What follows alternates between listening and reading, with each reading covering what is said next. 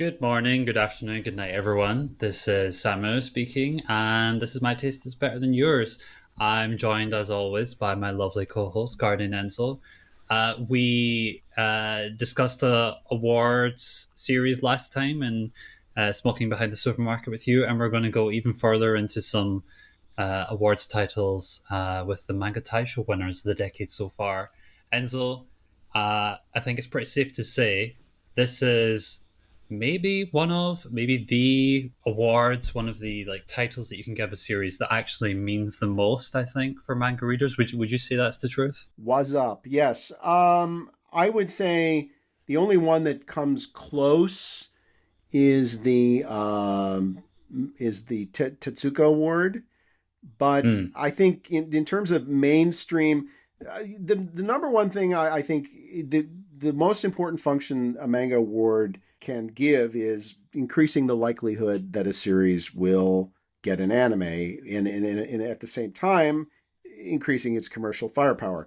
There's no question Taisho is number one with that, and if you look down the list of Taisho winners, that's very obvious. I think, ironically, maybe, I don't know if it's ironic, Alanis, but I think the number two most important is actually the one they do at Anime Japan, which is the anime we want to see, the manga we want to see made into anime, which they do as a vote every year.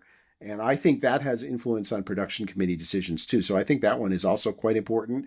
But in terms of just cultural penetration and prestige and commercial firepower and all of it rolled into one, Taisho is number one indisputably. Yeah, and I feel like even if it's not a winner, if you think a series is, if you've read a series and you're like, this is really good, like this is probably an acclaimed title, it was probably at the very least nominated at least 1 year for the Manga Taishō award. But for those who are not super familiar, I'll just give a very brief rundown of what this is because it is a little bit different from other awards that get given out. So it is, like I said, quite a prestigious annual manga award. And one of the rules is it only goes out to series with 8 or fewer volumes. So it is focused more on series that are recent, ongoing, and up and coming. That sort of combination. And it's giving these sort of somewhat more unestablished series more of a platform for more readers. And like Enzo says, often they do get anime down the line. Because winning such a thing is kind of a big deal. Even if the winners don't get any money in the form of a cash prize, they definitely gain notoriety, and the sales definitely do go up when something wins. One way that this is different as well is this is not voted by industry professionals, by fellow mangaka, or even like Enzo says, one that we want to see animated, which I believe is voted by fans, people online, the general It public. is. It is fan. It's people who attend Anime Japan. This one is unique because it's a volunteer group of around 100 manga lovers, quote unquote, and this comes in the shape of people who are outside of the industry. So, like I said, no artists, no authors, no editors. You're thinking like bookstore workers, people who are on the periphery but have a good finger on the pulse of what is deserving of acclaiming success that they think just needs that extra push. And yes, it's voted on by many people. There's a round for nominations that it gets it down to like around 10 to 12 ish titles. And then there's a scoring system, and one of them wins in the end. It's one of the ones where when it comes out every year, when the nomination list is out, I know Enzo and I, we both look at it and like, oh, I read this one. Oh, Absolutely. Yep. this is one I thought would get there. And then even more so when something wins, it should. I would say it should be on your radar. So we thought, what better thing to do than let's look at all the winners so far of the decade of the Manga Taishou. It has been going on since 2008. I mentioned it briefly, I believe, in one of our kickoff episodes where I did my favorite series of all time. Yes, Blank Canvas, My So-Called Artist Journey by Akiku Higashimura, who is tied for the most nominations in the Manga Taishou history. So she has 7 nominations. And yeah, that was one that did one in 2005, 2015. But we're going to go off from 2020 onwards. And there are some titles that I think most people will already recognize, and there'll be some that probably come as new information. So let's begin with 2020. and one that I think more people will be familiar with is Blue Period by Tsubasa Yamaguchi. And this is one that is a seinen title, which is a recurring theme here, and it's published in Afternoon, which I have gone on record in saying I think, even though I'm a Weekly Shonen Jump lover, I think Afternoon is maybe the best magazine in terms of average quality. Uh, Concur. if you, yeah, it's a good magazine in that way. Now, Blue Period, for those unfamiliar, is about Yatoro, who is a high school student who comes across a bit of a delinquent, but he's not really. He's got good grades and he's got his friends, but he's not super excited about where he is in his last year of school until he discovers art. One particular classmate's piece of art stands out to him, and he's like, "Wait, painting? This is a thing that I can do." So it awakens him to this world of art, and he has to kind of shift and change his goals, and maybe he finds some purpose in what he can actually do with his life now.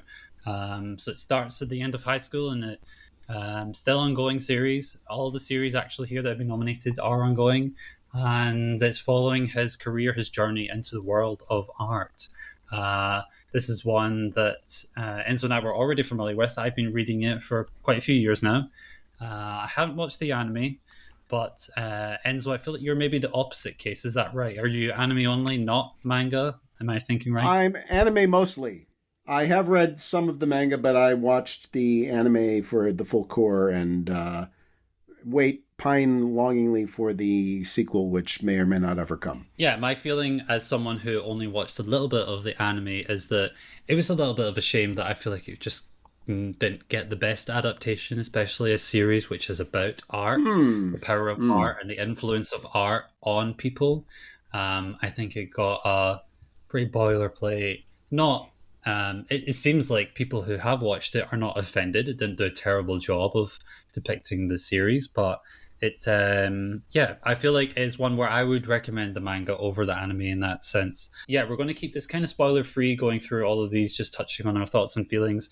And I think what would be a good idea, Enzo, is if we can also, for each one, say why we think it won, because there are some similarities between these series and some of them are quite different. So why it is that we think this stood out? So yeah, Enzo, why don't you give me, what's your general vibe on what you are familiar with Blue Period, and why is it you think that it did get this title 2020? Well, first of all, I'll say of the 6 winners in this decade, 4 of them are seinen, and I don't think that's any kind of a coincidence. I think that that's just they generally tend to, a lot of critically acclaimed series tend to come from that demographic, and not entirely unjustifiably.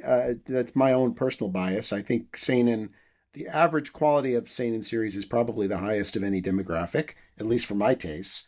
And also, I would say, if you ever get a chance, if you're not familiar with Japanese manga publications, to just go out and read, just go and get online and look up what's published in Afternoon, and monthly Afternoon, and it really is an absolutely stunning roster of quality that magazine has. As far as why Blue Period won, well, first of all, let me say I've only read, like I say, maybe 15 or 20 chapters of the manga, and it was one I always intended to go back and really go dive into and just haven't found the time. I thought the anime adaptation from mostly a newbie perspective was very good. Not like elevational. It didn't transform, it didn't lift the manga, but I didn't think it let it down either, just for the record. I thought it was very good. What I really love about this series more than anything, I think it does a very good job of capturing this point in a kid's life where they're trying to figure out who they are. That's obviously not an uncommon thing in manga, but it's uncommon that it's done this well. It's the most recommended series in the history of this podcast for me. I've recommended it at least 2 or 3 times, at least 2, maybe 3 times I've recommended it, because I think it checks a lot of boxes. I also think it's probably the best depiction of teachers of any manga I can think of. And my so-called artist journey is great at the teacher aspect of it too. But I do think the depiction of teachers and the art of teaching, which is something I have some experience with, is really beautifully portrayed in this series, which maybe is the most, I think that maybe even what it does better than anything else. As far as why it was the Manga Taishō winner, I think because it doesn't put a foot wrong as far as the platform, the profile of series that win awards like that. It is mature, it's smart, it's extremely well written. It can appeal to people who like something quote unquote artsy and highbrow, but it also is very relatable. I just think everything about this series, kind of, you look at it and you say, okay, critical darling. And so I think it checks all the boxes. That's my take on why it won. When I compare it to what it actually won against, for reference here, it, it managed to beat things like Spy Family, Skip and Loafer, Don't Call It a Mystery, Chainsaw Man, and another series, The Dangers in My Heart. So it was against some tough competition that year, and it was a tight contest, I should say. There is the point system. Generally, if something is like a runaway favorite, its points in the final running will be much higher than everything else. But this was very close. This was Spy Family was second place to this with only a few points difference. Yeah, I feel like Blue Period captures that feeling of your period of your life when you have to make a decision and you don't really know what you want to do, but you are made to do it. I would think it probably resonates in that way. Yeah, this is a beloved series. People love this online. People have been following it for years before it got the anime, and I think it will continue to be loved. So yes, it's a very good one to check out. But I actually have few caveats. I don't think it's a great series, if I'm completely honest. Like a lot of people do, but I do think it's very good. I think I've never actually seen other people mention this before, so maybe it's just a me thing, but it does this. It often makes things very, very serious and very dramatic, and you see very strange, contorted expressions through Yatara and other characters when moments happen. There's a lot of moments, like capital M moments, and sometimes I'm like, okay, I feel like this is being pushed a little harder than it needs to be. There's a lot of Mm. realizations of how things are in the art world, and yeah, maybe it's that it plays things for dramatic effect a little Mm. bit too often for me.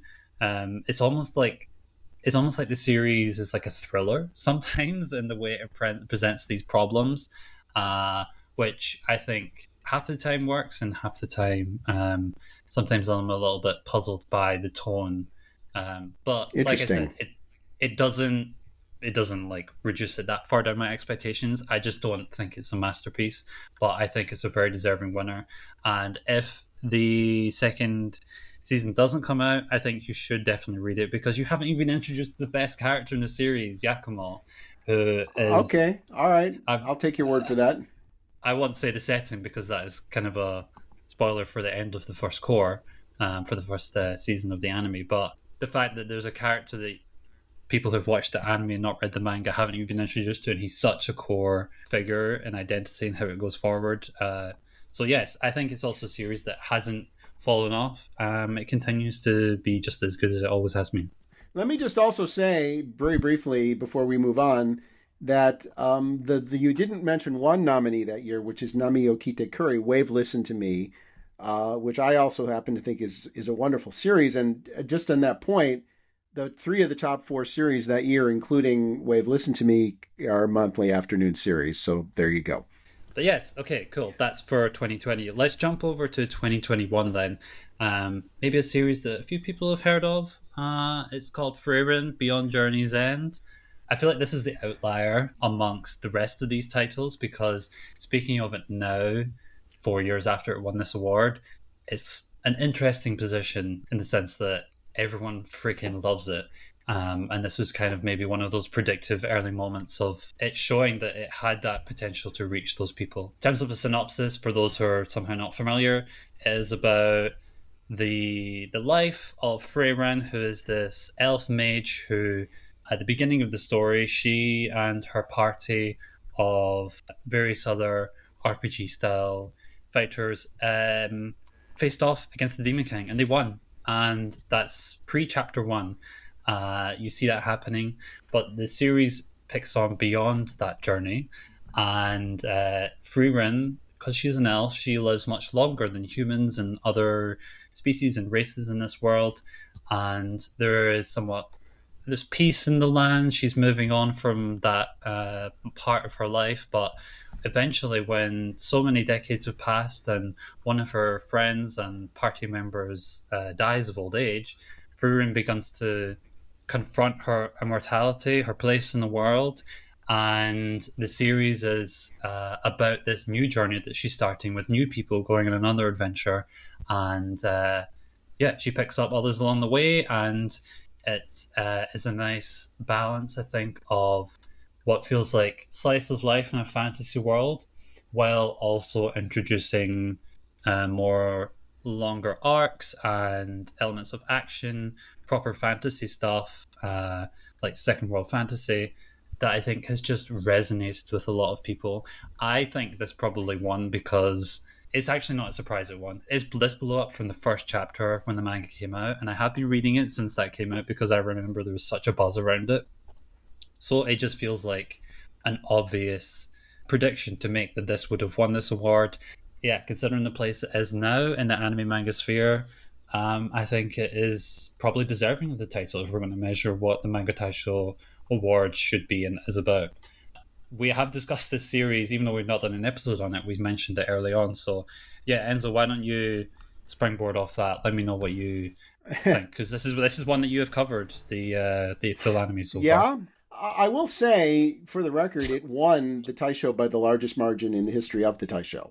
No one has ever won by a wider margin than Frieren. The second place finisher was Orb, Chichikyu, which of course had a well-regarded anime released last year. Or was it even? Might have even been winter this year. I don't know now that I think about it. But anyway, yes, Frieren. I'm definitely of two minds of this series. I think it draws you.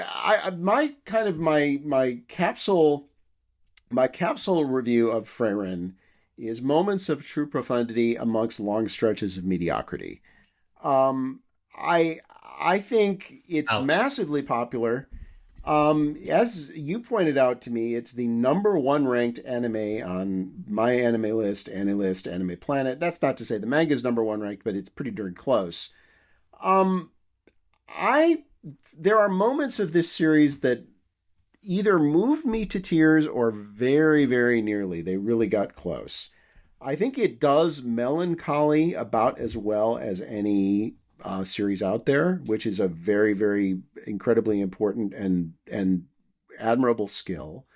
I think it's great at studying the idea of belonging and the idea of loneliness and regret. And I think regret is a recurring theme throughout the series, actually, and most obviously through Frieren's character herself, but also through other characters to a certain extent as well. But on the flip side, um, I think it gets bogged down in very frankly generic shonen stuff way too often.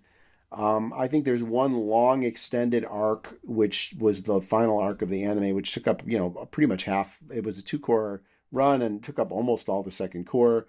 That is, to me, is just throwaway. It's completely mediocre. And I'm talking about the Hunter exam arc, whatever they called it in Frieren. But it's basically it's a riff on the Hunter exam arc if the Hunter exam arc were not good. So I find it to be ultimately an incredibly frustrating series because it teases me with how penetrating and powerful it can be and then proceeds to not be that for the vast majority of its existence. That's my take on it. Yeah, I have a kinder view of the exam arc, and it's going to be interesting to see what you think of the series going forward because from that, it does begin oscillating between the moments like you discussed those sorts of profound one-off stories sometimes that come out of nowhere, but then in shonen fashion, it does have quite a lot of longer story arcs that just becomes the norm of the series. Um, yeah, I haven't watched the anime, but I did watch the first episode because, again, I thought the first chapter was amazing, and I would actually say, I agree. yeah, and it's a case where it hasn't topped the first chapter since that came out, which I think is quite a difficult feat because it is an incredible first introduction to the series. And very rare, I might add. Very Yeah, rare for the first chapter to be the best chapter of any manga. Very rare. yeah. So maybe you could read that as disappointment in a way. My feelings in the series, I've kind of softened to over time, though I do feel like I softened in the sense that I don't love it as much as I did just from the jump. I would say probably the first anime season that we got does cover some of the best material, maybe not all of it. And I think yes, I am going to watch the anime because I think it must make the absolute most of the material in the manga where passage of time is so important, and even the distance between time between panels that you see in the manga where things are supposed to be slow. You get the sense that you're supposed to be reading this very slowly, and you're supposed to acknowledge when the characters are not doing much, but it feeds into the vibe. And I think that the anime must have obviously captured that very well and just like immerses the people, especially in those one-off stories that come about. So yes, definitely one that's on my list to watch as soon as I can. When I do feel like it is going to continue being one of the most popular anime manga for the rest of this decade. Let's just be clear. It's a kaiju. It's massively, massively popular. And so that's undeniable. And I think the anime, whatever faults I have with the series are not with the adaptation. I think the adaptation was pretty much impeccable. Let's jump on to the year after that. So we've covered the two series that already have anime adaptations out and that already have had the boom that you would expect from a Manga Taishou series. And we have 2022 winner, which is The Darwin Instant by Shun Umezawa. And yes, like you mentioned, Frieren was a shonen series, a weekly shonen Sunday. We're jumping back to Senin, and we're also jumping back to Afternoon. And this series has been running since 2020 as well. The series is about the Animal Liberation Alliance, which is like this sort of eco-terrorist organization who rescue a chimpanzee that's pregnant. Eventually, it gives birth to this half-human, half-chimpanzee humanzee called Charlie. And then it jumps forward 15 years later, where this character gets into this like normal high school. They're having a normal life as much as possible, making friends, and then the Animal Liberation Alliance is back in the fold, weaponizing Charlie as a way to do some terrorizing. So this is a funny one for me because there were quite a lot of series where we did our homework and we read what we hadn't to get ourselves familiar, and this is one where, gosh, I tried my best. I don't really have much to say beyond what is covered in the synopsis and what is basically the first chapter. This is just not for me, I'm afraid, and that is almost entirely down to the stylistic way it's presented. I am the sort of person, maybe you've gathered from previous episodes, where if you want to split things into style and substance, I do put some importance into style, and I think that sells me so often on what is happening. The way something is presented is half of the enjoyment of what is happening on screen, on page. And I just think this is a deeply ugly drawn series.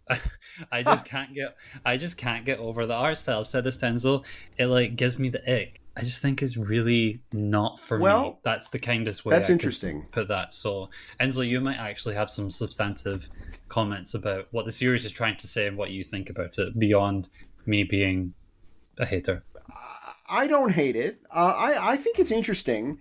What I think is interesting about it is trying to figure out just what the hell it's trying to say, which I still haven't done in the chapters that I've read. And so I haven't read the whole available amount yet.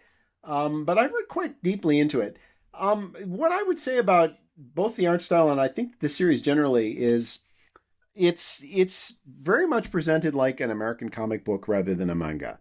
And most manga, there are manga that are set in the United States and, that are Western settings and such, there's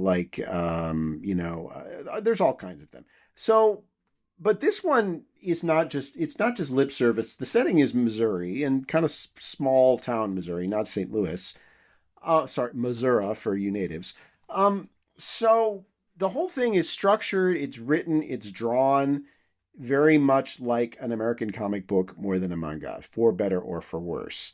The irony of that really is there was a stretch at the beginning where I kind of felt like it was anti-American or at least anti-Western. Although, as I read deeper into it, I kind of came off that view. And so I don't love the artwork. I don't hate it. It's not a deal breaker for me like it is for you. I had no trouble analyzing the story on its own merits.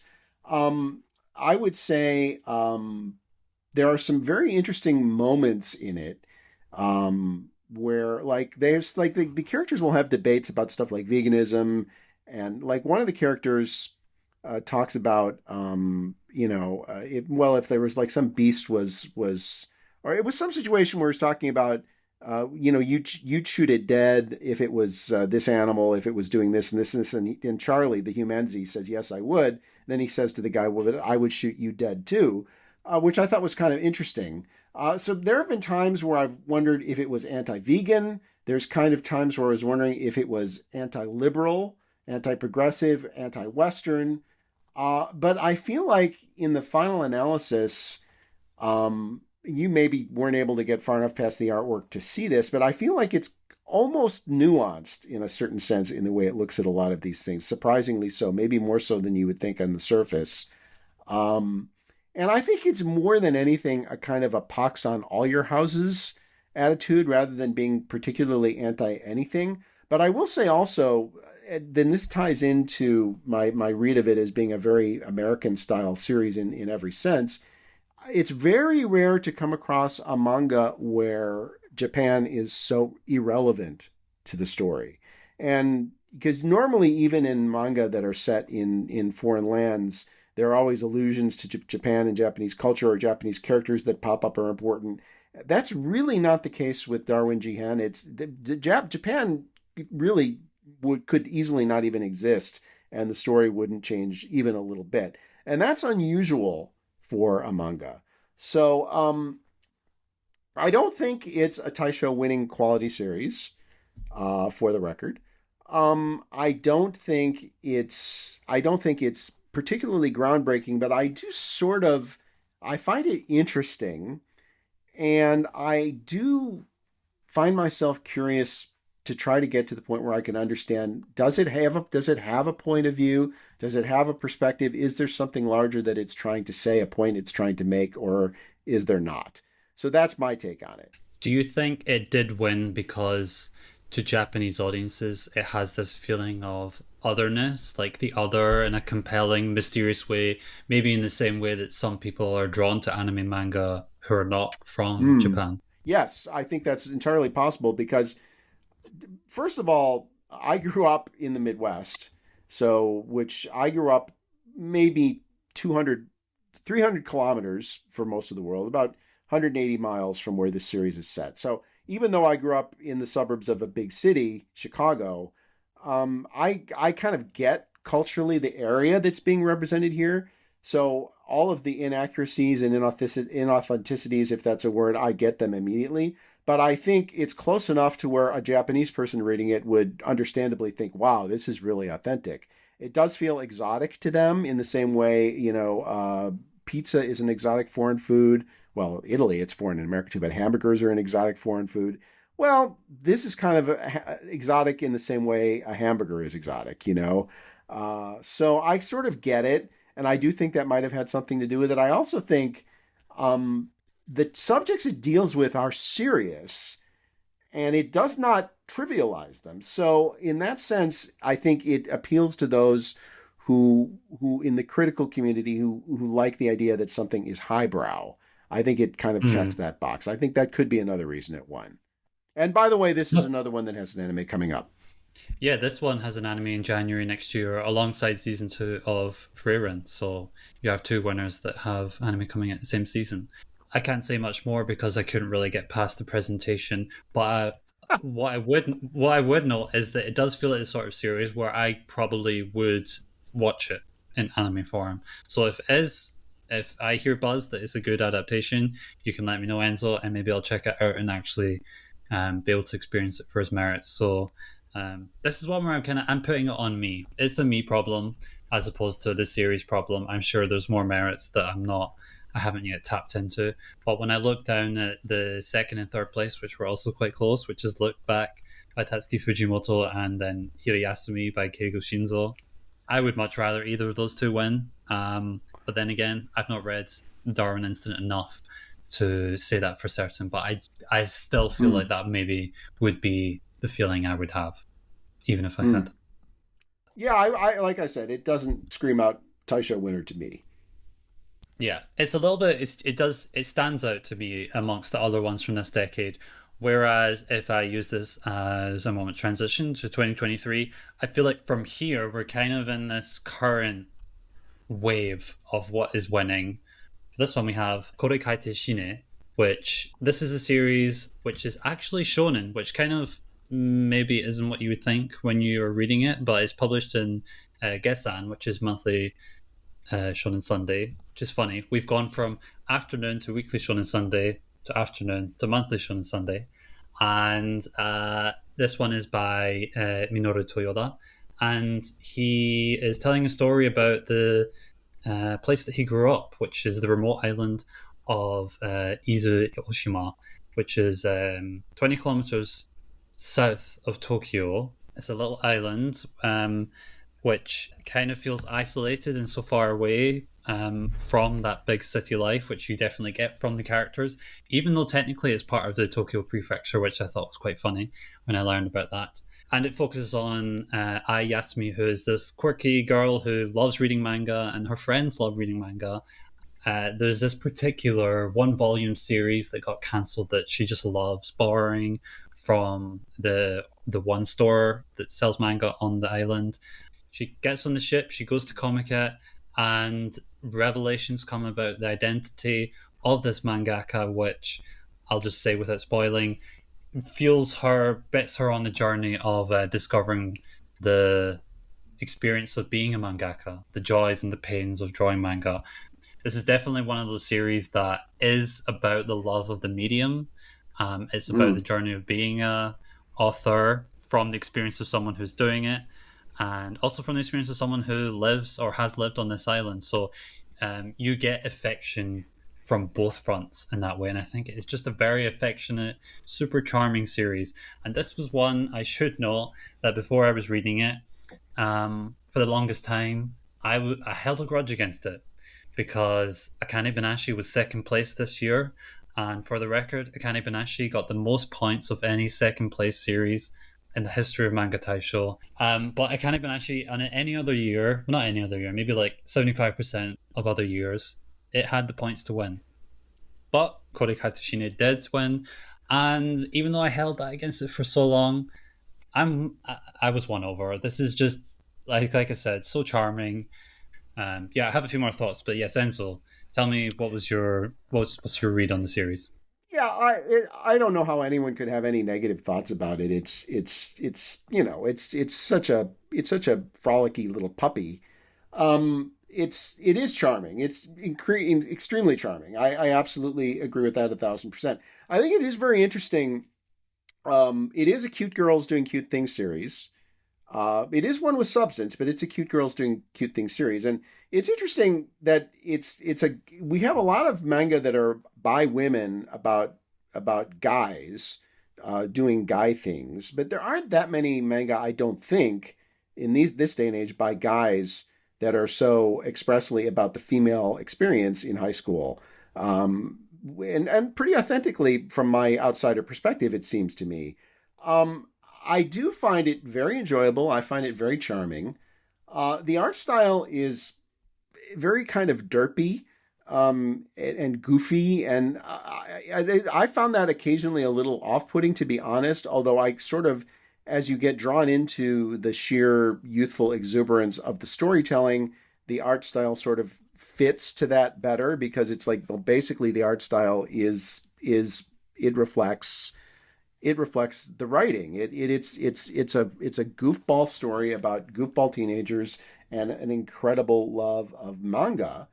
And so obviously you have, you have a lot of affection from the writer here who comes from this place, as you said, who loves the island where he grew up, and loves manga. And I think it's similar in that sense to Takagi-san, where you had a mangaka who grew up in this place on that island, and really his love for the island comes through, and growing up there, that experience, it comes through in the manga. I think that very much is the case here. I do think it's very interesting, is sort of in a more abstract perspective, that Ana manga just absolutely love island settings. I mean, rural settings generally speaking, but island settings especially, they love them. They love these. Sometimes it's done in a case of like Hikaru, where you have this kind of idol mixed up with something kind of horrible and dark underneath. There's no horrible dark underneath here. It's just everybody's just kind of happy and goofy. And I don't think there's anything particularly deep or profound about this series.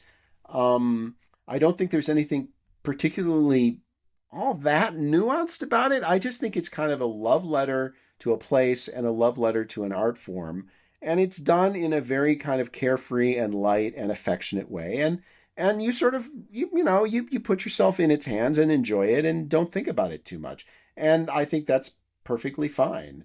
And there is one moment I want to single out, though, which I think is the one kind of moment from the part of the series that's been translated that I did find to be kind of genuinely, really kind of powerful. The one character, Fujimori-san, who winds up being the art half of the partnership with the main character who does the story. She's a very talented artist. She's an Ojo-sama. She has rich parents. She has difficulty communicating her feelings to her mother, and she wants things and she's not able to ask for them. And so in the end, she writes a manga to her mother to express her feelings that she couldn't express verbally, which I thought was kind of a beautiful moment in and of itself, and also kind of a beautiful expression of what manga can be to the right person. So that, I think, is my standout moment of the series so far. And also point out another one with an anime coming up in 2026. Yes, this is one where I think I will be watching the anime, especially if it's going to overtake what is available to read at the moment. I just want more of it as much as possible. I love that scene that you mentioned as well. I love when we have manga about manga, and then for several pages, you just get the end story. I think it's such a great way for mangaka to like try out and experiment within the bounds that they've created for themselves. And especially in her case, she's a very talented artist, but when you have the main character who is presented as not the best writer at the beginning, I just think it makes for a lot of really fun, endearing moments. The standout maybe for me is actually the teacher character. The cracking of the shell that she puts up is it's just wonderful to see whenever each chapter something changes, and you can see that she also has this deep love for the medium that she is trying to repress, and seeing these like young girls bring that out in her. Again, the word is charming. That's what the series is. Yes, lots of potential here. I can see why it won, and I think I can also see why it won because there's kind of a through line, I think, with the next two as well, where there seems to be a vibe shift for positivity. I think that is what pushes us forward. Would I rather have Akane Banashi won? Yes, of course I would have, but this is also a very, very likable series, so I can't be too mad. Which brings us to 2024. Enzo, I feel like you've probably talked about this on the podcast before at this point. We've never done an episode on it, but we're finally now talking about a series that you have been championing since I think it very first came out, and you had the sense it was going to be something. So this is Spacewalking with You by Inuhiko Doronoda, and this is the story. I should say this is Senin. This is published in Ansofa. This Yankee who can't keep a job, and this new kid in the class who joins, who is standing out for what feels like the wrong reasons. They're a clash in dynamic and personality, and you have this unlikely relationship that forms between them. And I think because of them coming together and finding friendship in one another, they're reaching an understanding of one another, but also, in the case of the Yankee character, in himself as well. And I think this is another one, like I said, that taps into that positive, affirming feeling. Yeah, I think there's plenty to discuss here. So Enzo, I know you are fond of the series, so tell me your feelings on spacewalking with you. Yeah, it's interesting. I wouldn't say I was championing it in the sense that I was reading it and saying how wonderful it was from the beginning, but it is one that I knew immediately. I could just tell if you frequent bookstores in Japan, you get a sense of what's buzzy, what the booksellers want you to read, what the publishers want you to read. I knew this series was had a bullet strapped to its back, a rocket, if you will. So yeah, I knew it was going to be big. It doesn't have an anime adaptation yet. It will. I guarantee you, it's going to get one. Um, Ironically, you mentioned this with Darwin that you're going to watch the anime when it comes out because you think it'll clean up the artwork to the point where you can tolerate it.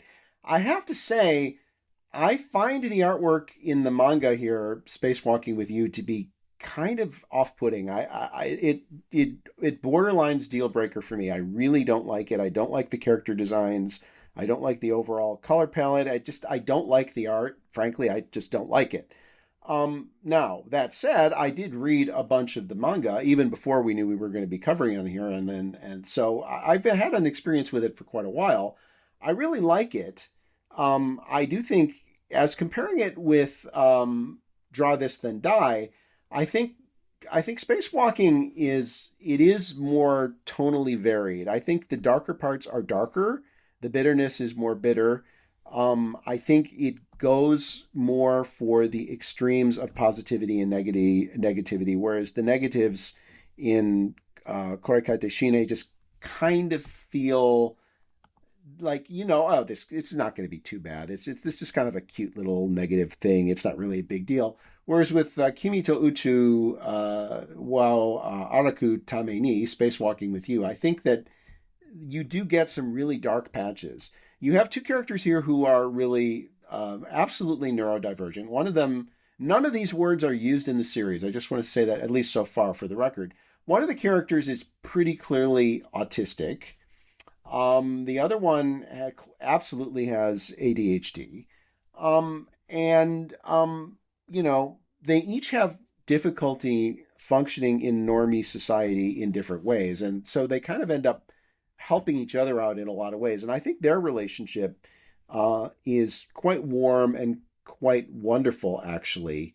And I don't think the series sugarcoats the challenges that neurodivergent people can deal with from closed-minded people in society. I don't think it sugarcoats it. I think it paints it in a pretty realistic tone. And as a teacher, I had to deal with, I had a lot of neurodivergent students, and there were challenges that they faced because the expectations that some people have no problems with, for them, they were big challenges. And people make wrong assumptions about these people based on what they're dealing with. And unfortunately, I asked you this question, and this is something I think we can talk about. These are terms we hear a lot more now: neurodivergent, ADHD, autism. Have we gotten? Is this a growing problem in society, or have we just gotten better at recognizing it where it exists? What do you think? I would say the latter. I feel it's a case of identifying something which has always been there. I mean, we do live in a more modern, technically advanced world, and situations that people are getting into that never would have been possible in the past. So, but yes, I do feel in general that's where I would lean towards. My perspective on this is interesting. I've touched on it before. I was recently diagnosed with autism, so that was obviously later in life for me. I didn't have the experience that Uno does. Even though, like you say, the word is never uttered, but even by his sister, it is pretty much told to the reader that this is what is happening, that this is what he has. Yeah, I think I never had the experience that he has in quite an obvious way that like presents itself when he's at that age. I have like, I don't want to say conflicted feelings, but like it stirs up emotions in me more Hmm. than I would say Draw This Then Die does. Mm. because, like Mm. you touched on, that was series doesn't really maybe have the dramatic. It's not from what we've read so far. It's not like aiming for that sort of approach. Whereas this one balances that slice of life with these like profound inner thoughts that Kobayashi mainly is having about looking at Uno, how he's being treated, and how he also feels about himself. So yeah, I Mm. think it's a series that's saying a lot, and I think there were some by the end of the first volume, like it nearly had me going in so many points. I just thought it's really endearing and it has a lot of affection as well for the characters. Maybe one negative I would say for the series, ironically, I don't have a problem with the artwork too much, even though it comes across as maybe a little bit amateurish. But no, it's not a problem for me in that way. What I was feeling that by the second volume, I got the sense that perhaps we'd already gotten the peaks of the dynamic, the relationship that they have. Now, I hope that I'm wrong because maybe I just felt that we were kind of not recycling, but what we were getting wasn't as interesting as this initial punch that the first volume had. Still early days, things could change and things could improve. It definitely, I felt a jump from volume one where I was like, "Oh, this is hitting me," to like, okay, well now the characters are just living their life, sort of thing. So I'm going to be curious to see that balance for the rest of the series. The thing I deal with in this area is OCD, and this is something that I think OCD has been a known thing for a while, but I think for most of modern society, and certainly pre-modern, people with OCD it was just written off as quirky or superstitious or whatever, and so I do think it is a sort of a function more of modern times that people are recognizing it is an issue that people deal with. It is a medical issue. It's something that's in the brain. It's not a psychological thing, and so I do think we've gotten better at recognizing that, and I feel more seen, I guess you could say now than I would have, probably 20, 30 years ago, when I didn't even realize that myself that that's what this was. And I don't think that this is a specific issue that spacewalking deals with, but I do think that it fits in sort of a more general pattern of kind of understanding, even if they don't use the words, it's very clear that they know it's very clear what these boys are dealing with. And it's a very understanding in the way it looks at them. And I think it asks the reader for understanding as well, which I think is something that is absolutely admirable in what the author in a case like this should do. I think with that, then let's jump over to the 2025 winner from earlier this year. This is Alice Dokumademo. Otherwise, it could be translated. There are a few different translations for this one, but one that is being used at the moment is Alice All the Way to the Stars. This is by Kiko Urino, and it's another seinen title. It's published in Weekly Big Comic Spirits. And yes, this is about Alice, who seems like she's this perfect girl. She's beautiful, she's athletic, and she seems to be popular. But then you find out that is she popular, or is she kind of just treated as this like pet by her peers and not really viewed as an actual person? Because she has kind of a unique life where she is dubbed as being semi-lingual, because she's not grew up in Japan. She's been around the world, and she's not really grasped one language enough to be fully versed in what she's trying to say. She often fumbles in her words when she's speaking Japanese. She's in middle school, I believe, at this point in the story. Middle school, high school?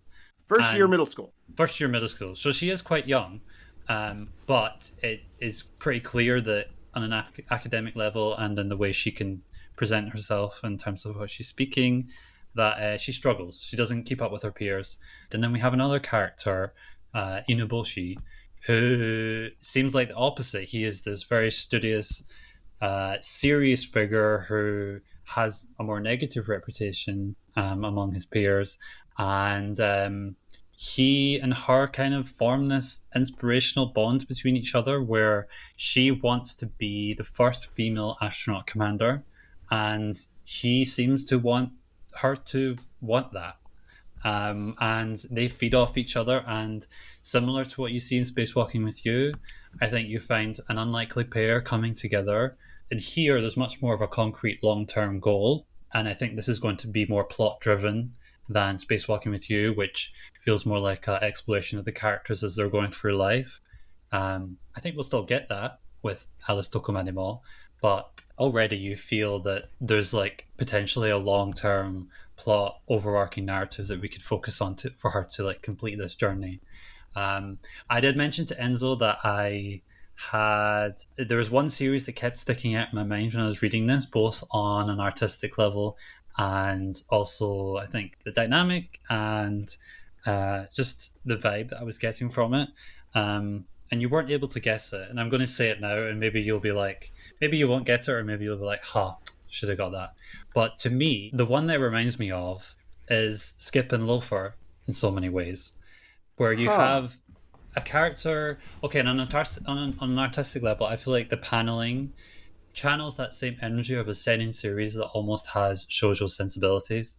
People often think that Skip and Loafer is shoujo, which is not technically, but it has a very pretty aesthetic, and down to the panel choices does evoke that feeling. And I think Kiko Urino does that here. I'm actually familiar with her work because I read Internet Love, which is a one volume BL title that she did already, which focus on some similar themes of language and difficulty communicating, which I really enjoyed. So, yes, I think artistically, I get that feeling, but then also just this vibe of two characters that have this connection between each other. One of them who is a girl who's very sure of what she wants in her life, the goal career wise, and then this other character who is supporting her and just has a different outlook on things. So yeah, that was the series that Hmm. reminded me of, which is a good thing because I really enjoy Hmm. that one. So yeah, what's your take on what you've read for Alice all the way up to the stars? I would not have guessed Skip and Loafer. That didn't immediately present itself in my mind. I can sort of see it now that you mention it. Um, I I do get okay. I can sort of see maybe a little bit of a seinen of a shojo look to the artwork. I can sort of buy that. It is to me the art just generally has kind of like an old school like '90s look to it.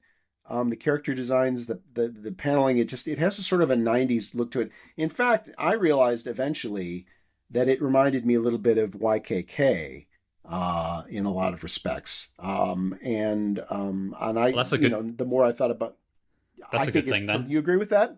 Yeah. Oh, for me, yes, because I love that series, as you know. I can see that. I to me it has that. I mean, my general take on the series, just as on a holistic sense, is I think it's excellent. I mean, I think it's really good. I do like both Alice.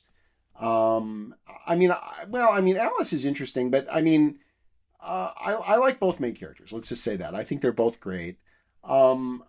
Generally speaking, I have some issues with some of the character choices and where those are going, but I'll go into that in a little bit. But before that, I want to talk about in Japan. In Japan, there's a term called kikoku shijo, which is a returnee, a Japanese person, a full-blooded Japanese person who has returned from some other place and is perceived not to be, quote unquote, it's not Japanese anymore.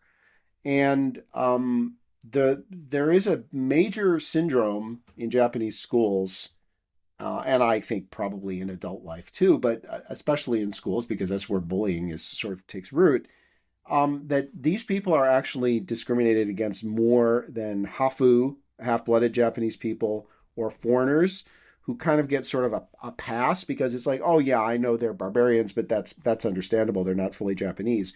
Whereas someone who is fully Japanese but doesn't act and talk like a Japanese person, there's a particular sort of venom to the discrimination those people tend to face that I think is probably on another level from any other type of discrimination you see in Japan. And this is a country with a fair bit of discrimination. So it does take that on, not in a heavy-handed way, but not in a whitewashing way either. It's definitely a presence. Um, the one area that I sort of have an issue is Inuboshi, who I feel like has not yet been given. He's an outsider in the sense that he's super smart, no friends, willfully iconoclastic, considers himself kind of like better off without having friends, although that's overcompensation to an extent.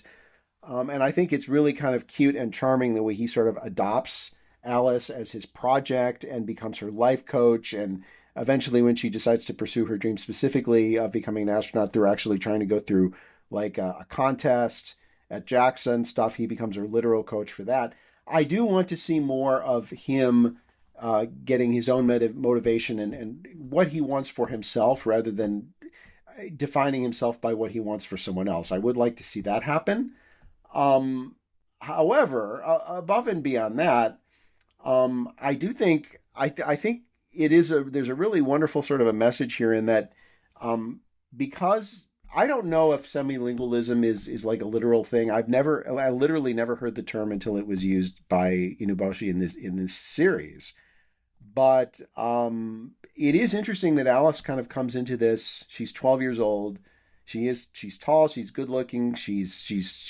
We know she's smart, but everyone else thinks she's dumb because she struggles to communicate in Japanese. And she has kind of like, she is literally semilingual. She has bits and pieces of many languages rattling around in her head because her parents were so well traveled, but she's not really fluent in any of them. And she considers herself broken. And this is sort of like, this has been beaten into her at this point, to the point where she just accepts it. And the way she refers to what he's doing for her once he supports her is like me, but the correct version.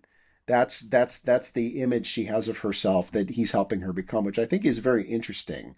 And I really think it's deeply, deeply interesting.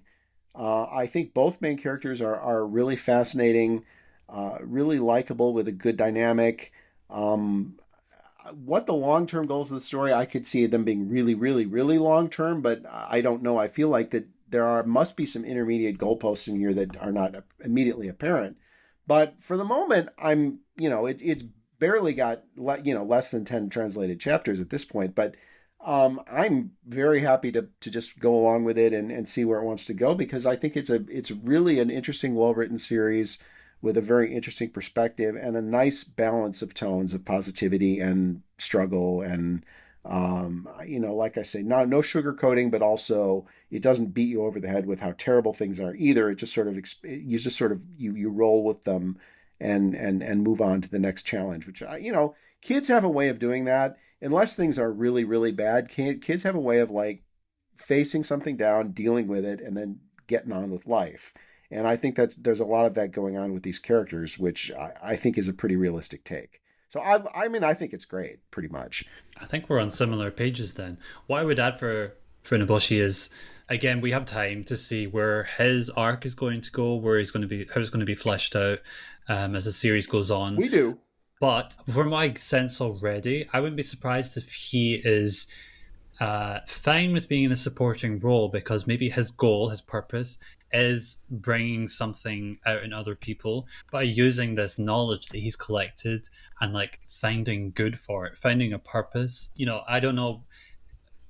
This is the sort of series where if the last chapter cuts forward to when they're adults, or if the series, by the pace it's going, does actually follow them into adult life, I would not be surprised if he ends up being a teacher himself or something, someone who needs to like give something out in order to feel is affirming his purpose, something that he is doing in the world, that is not just sitting at his desk and taking in the words that he finds so easy to do on his own. Yeah, lots of really compelling things that I think are being explored and could continue to be being explored. So I'm really glad it won. And I think when I look at the other series, even though I'm not super familiar with lots of them, because again, they're all quite young, quite new series, this one is like I feel 3 for 3 in terms of catching the vibe of young kids who are supporting each other, and when you're reading them, you can't help but root for them on the whatever journey that they're going through. So that's kind of the through line I've got from the past three winners. All right, now when we've done that, I'm also we didn't pre-discuss this, so I'm going to go first this time. But I also, just for fun, let's take 20 through 25.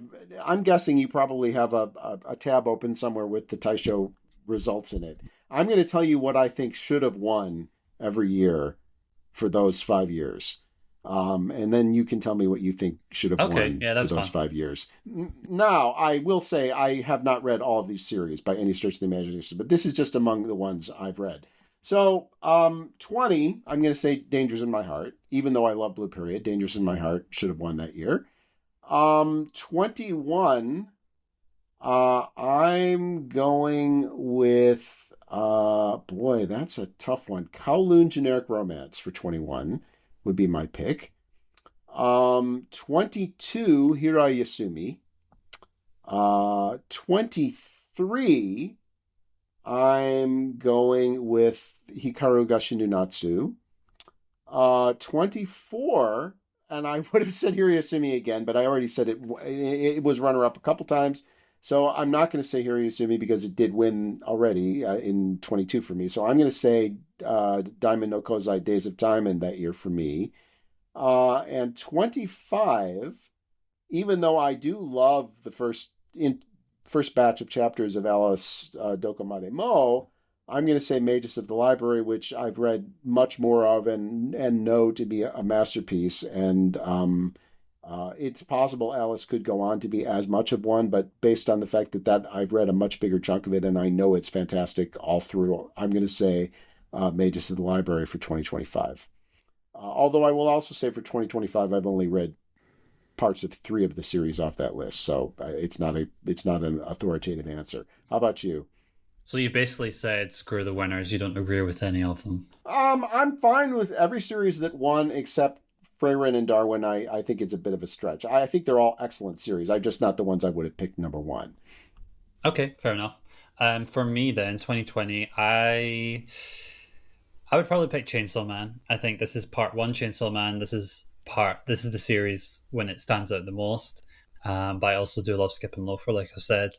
2021. I'm going to go the same as you, Kowloon Generic Romance. That stands out the most to me. 2022, definitely not Darwin Incident. There are actually a good few ones I could have picked here, but I'm going to go for That Look was a Back. good year. Yeah, I'm going to go for Look Back. I thought you would. It's my favorite of Fujimoto's works, and there we go. I've picked 2 for him already. Gee, I wonder what you'll pick for 23. Yeah, I wonder. The series that should have won, Akane Banashi. Oh, I would have loved if Akane Banashi won.